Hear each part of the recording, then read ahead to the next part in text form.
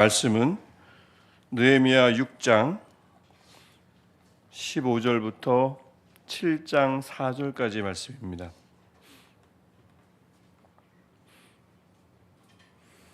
느헤미야 6장 15절부터 7장 4절까지 말씀 우리 함께 교독하고 7장 4절 마지막 절 말씀은 함께 읽도록 하겠습니다. 성벽 역사가 52일 만인 엘룰월 25일에 끝나매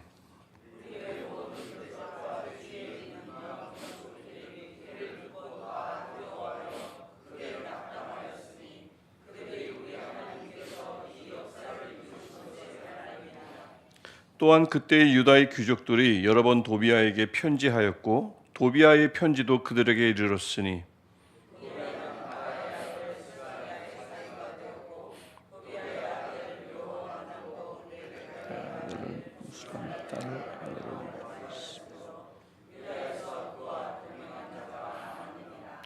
그들이 도비아의 선행을 내 앞에 말하고 또 내 말도 그에게 전하매 도비아가 내게 편지하여 나를 두렵게 하고자 하였느니라.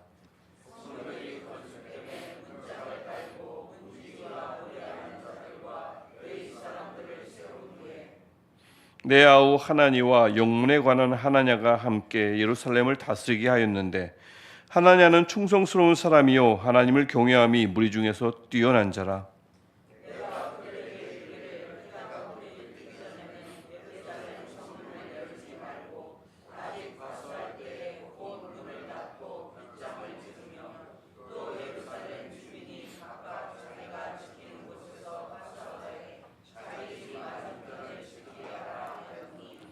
그 성읍은 광대하고 그 주민은 적으며 가옥은 미처 건축하지 못하였음이니라. 아멘. 오늘 우리 함께 읽은 말씀처럼 드디어 성벽이 정말로 완성이 되었습니다. 140여 년 동안 방치되었다고 하는 이 성벽이 드디어 완성이 된 거죠. 재건이 된 겁니다.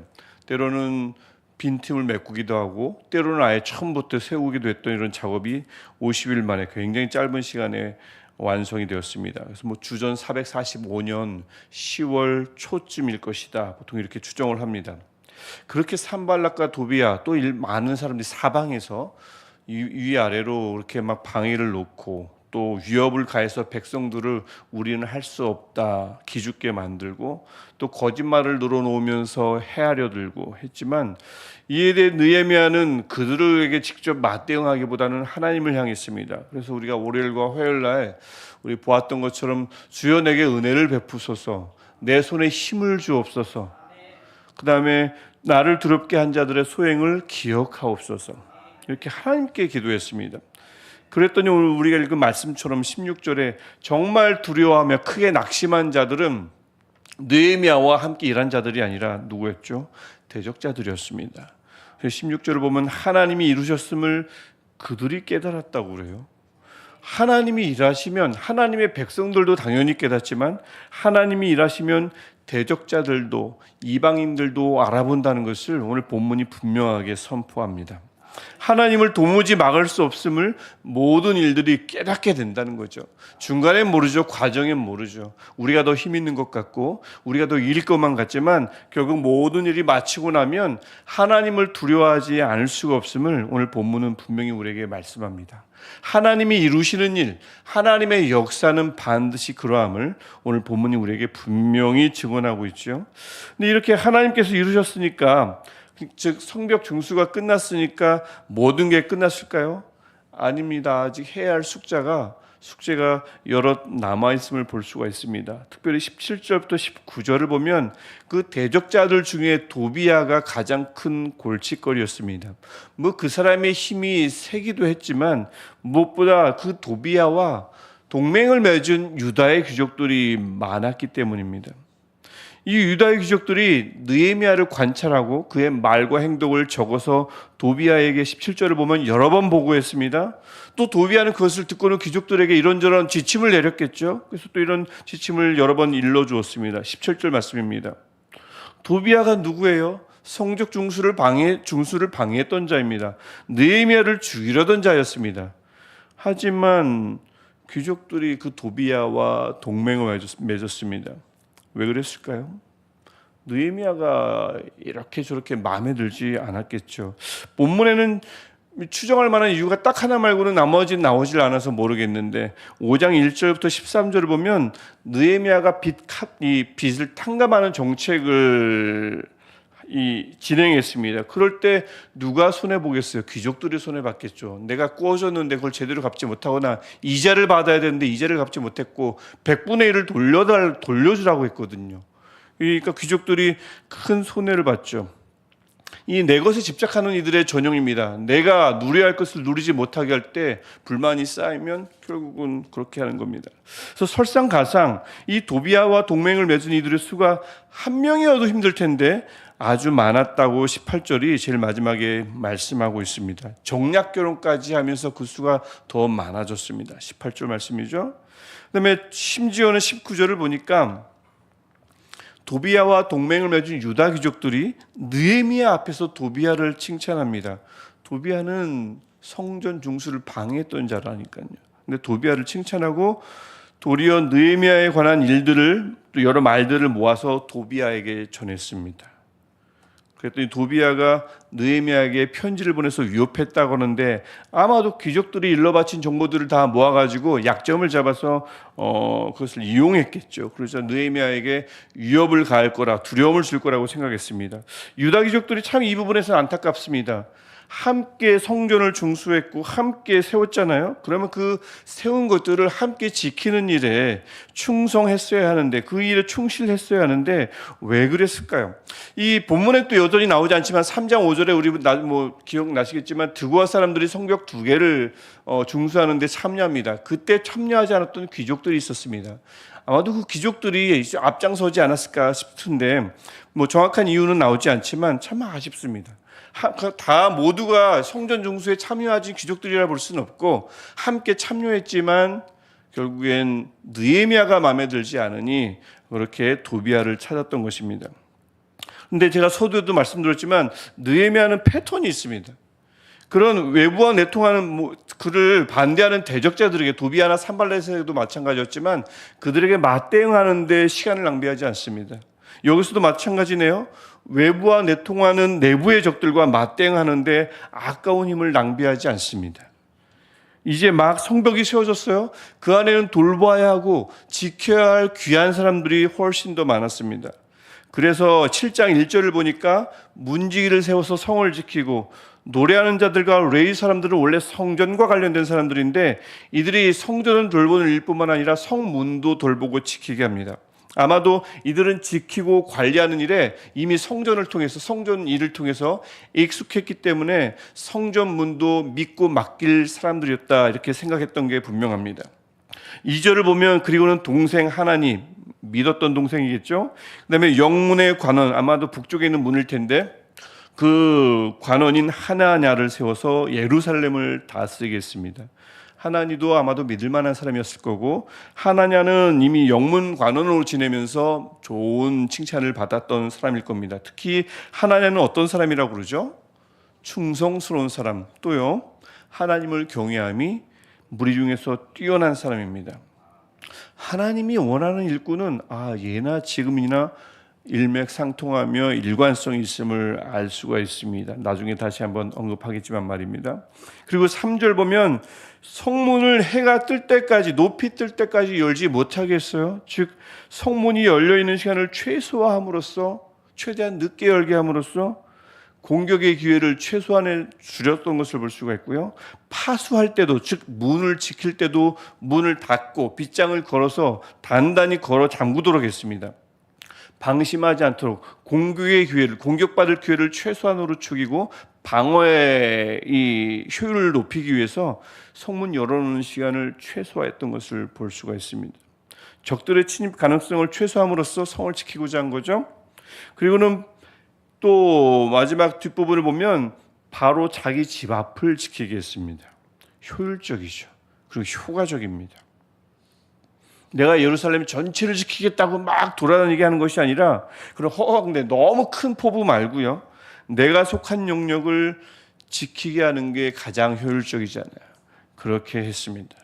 내가 속한 영역 가장 가까운 것부터 그것을 방어하는 것이 가장 효율적이며 그것이 가장 효과적이었습니다. 느헤미야는 정말 지혜로웠던 것 같아요.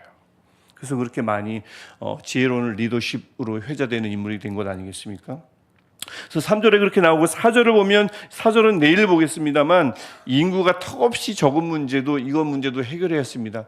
성벽은 잘 지었는데 그 안에 살고 있는 사람이 별로 없어요. 교회를 엄청 크게 졌는데 교인이 100명도 안 돼요. 뭐 그런 비슷한 얘기가 되겠습니다. 이 부분은 내일 함께 나눌 거고요. 그래서 성벽 중수가 끝났다고 모든 게 끝난 게 아니었습니다. 숙제가 아직 많이 남아있다고 제가 말씀드렸죠. 지금 우리의 상황과 굉장히 비슷합니다. 천국은 성취되었지만 아직 완성되지 않았죠. 이곳에서 천국이 이루어졌지만 완성된 것은 아닙니다. 우리가 구원을 얻었지만 구원을 이루어가기 위해서 힘써야 합니다. 우리 숙제가 많이 있죠. 그래서 우리와 많이 닮아 있다고 볼 수가 있겠습니다. 하나님은 결국 분명한 것은 하나님은 결국 그분이 하실 일을 하나님을 모르는 사람들조차 인정할 수밖에 없게 만드실 것입니다. 우리 찬양을 통해서 많이 고백하지만 물이 바다 덮음같이 여호와를 인정하는 이들이 넘쳐날 것입니다. 다만 이를 위해서 하나님의 방법이 되어줄 사람들이 필요하죠. 그때까지 하나님의 방법이 될 사람들이 꼭 필요합니다. 어떤 사람들요? 느헤미야 때도 그렇고 예수님 때도 그랬고 지금도 마찬가지라고 생각합니다. 하나님이 원하시는 사람은 능력이 많은 사람이 아닙니다, 여러분. 능력이 많고 조금이 하나님의 눈에 들어가느냐 들어가지 않느냐의 관건이 아니라, 이것이 키가 아니라 능수능란하느냐 이게 열쇠가 아닙니다. 충성스러운 사람, 하나님을 경외하는 사람, 이런 사람들이 하나님이 원하고 찾는 사람입니다. 물이 바다 덮음같이 여호와를 인정하는 사람들이 가득해요. 이 일들을 위해서 수단이 방법이 되어야 될 사람들은 어떤 사람인가 다시 한번 분명합니다. 충성스러운 사람, 하나님을 경외함이 뛰어난 사람입니다. 그래서 우리 안에도, 우리 교회 안에도 또 하나님의 나라가 있는 곳이라면 그것이 어디든 이런 사람이 꼭 필요할 줄 믿습니다. 그런 사람들을 통해서 하나님의 방법이 되어주고, 그런 사람들을 통해서 그 영역이 변화되고 그 공동체가 변화될 줄 믿습니다. 그리고 마지막 때 이렇게 칭찬받는다고 제가 여러 번 강조하지 않았습니까? 능력이 너무나 많구나, 이런 칭찬은 우리가 받지 않을 것입니다. 착하고 충성된 종아, 이게 우리가 받을 칭찬입니다. 여전히 충성은 중요합니다. 그리고 하나님이 하신 일이라도 열심을 내서 내 마음이, 내 신앙이, 내 삶이 무너지지 않도록 지키는데 최선을 다할 필요가 있음을 오늘 본문은 우리에게 말씀하고 있습니다. 우리 마음이, 우리 신앙이, 우리 삶이 여러 어려움으로부터, 때로는 모함, 때로는 거짓, 때로는 위협, 때로는 질병, 관계 무너짐, 여러 가지 공격이 있을 수 있는데 무방비 상태로 있지 않도록 내 마음을 지켜달라고, 마음을 지키시는 분은 하나님이십니다. 나도 내 자신도 아니에요. 마음을 지키시는 하나님 앞에 내 마음을 지켜달라고 고백할 필요가 있습니다. 하나님이 허락하지 않으면 함부로 내 마음을 침범하지 못하게 달라고, 나를 함부로 대할 수 없게 달라고 하나님께 도움을 구할 필요가 있겠습니다. 또한 말씀과 기도로 내 신앙을 지켜나갈 필요가 있고요. 우리 공동체를 그렇게 지켜나갈 필요가 있겠습니다. 또한 무엇보다도 우리가 기도할 때 세계를 위해서, 나라를 위해서 기도하지요. 우리 전 서울에, 우리 이 전 세계의 교회를 위해서 기도하기도 합니다만, 큰 영역에 이 범위가 넓은 기도도 당연히 필요합니다만, 우선은 내 집 앞, 내가 속한 구역, 내가 속한 부서, 내가 속한 사역팀, 내가 속한 교회를 지키는데 열심을 다하는 것이 중요하다 할 수 있겠습니다. 이게 오늘 4절 뒷부분에 나오는, 3절 뒷부분에 나오는 말씀입니다. 비슷하죠. 성전 중수 작업 시대나 지금이나 하나님이 이루어 놓으셨지만 아직 우리가 해나갈 일들은 산적해 있습니다. 그럴 때에 이 하나님이 세우셨고 또 세워나가시는 일에 우리가 충성스럽게 그 일에 참여하고 하나님을 경외하는 마음으로 참여하면, 그리고 그 참여한 일에 이루어지지 않습니까? 그 이루어진 것들을 함께 지켜나가는 일에 우리가 열심을 내야 하겠습니다. 그럴 때 하나님께서 우리를 더 지켜주시고 우리의 마음을 지켜주시고 결국은 많은 이들이, 우리를 포함한 모든 이들이 이 모든 하나님의 나라가 완성될 때에 하나님이 이루셨다 고백하지 않겠습니까? 하나님을 거부했던 이들이 그때에 대해서야 크게 낙심하고 두려워하지 않겠습니까? 우리 그 날까지, 그때까지 하나님 앞에 충성하며 하나님을 경외하는 마음으로 하나님이 이루신 일을 더욱 이뤄가는 일에 참여하는 저와 여러분 되시기를 주님의 이름으로 축복합니다. 마지막 때에 착하고 충성된 종아, 칭찬받는, 모두가 칭찬받는 복이 우리 모두에 있기를 축복합니다. 자, 기도하겠습니다. 하나님, 우리 가운데 이런저런 일들을 하나님의 역사를 이루어 주셔서 감사합니다. 하나님이 이루신 일에 우리로 하여금 참여하게 하셔서 그 일들이 완성될 때까지 우리가 하나님의 수단, 방법이 되게 하시니 감사합니다. 우리 마음에 충성스러운 마음을 더하여 주시고 우리 마음에 경외하는 마음을 더 깊게 하셔서 하나님이 둘러보실 때 가장 먼저 눈에 들어오는 사람 되게 하시고 하나님이 일이 필요할 때, 하나님의 사람이 필요할 때 가장 먼저 쓰임받는 우리가 되게 하여 주옵소서. 하나님, 그 일들을 감당할 때 우리 마음을 지켜주시고 우리 공동체를 지켜주시며 또 우리에게 열심 내게 하셔서 우리가 속한 모든 공동체를 지키는 데에 우리의 모든 마음을 다하는 우리들이 되게 하여 주옵소서. 그래서 마지막 때에 하나님께서 오실 때에, 다시 오실 때에 우리를 향하여 착하고 충성된 종아, 칭찬하는 그 놀라운 마지막 때의 복이 우리 모두에게 있게 하여 주옵소서. 예수님의 이름으로 기도합니다. 아멘. 하늘에 계신 우리 아버지, 아버지의 이름을 거룩하게 하시며 아버지의 나라가 오게 하시며 아버지의 뜻이 하늘에서와 같이 땅에서도 이루어지게 하소서. 오늘 우리에게 일용할 양식을 주시고 우리가 우리에게 잘못한 사람을 용서하여 준 것 같이 우리 죄를 용서하여 주시고 우리를 시험에 빠지지 않게 하시고 악에서 구하소서. 나라와 권능과 영광이 영원히 아버지의 것입니다. 아멘.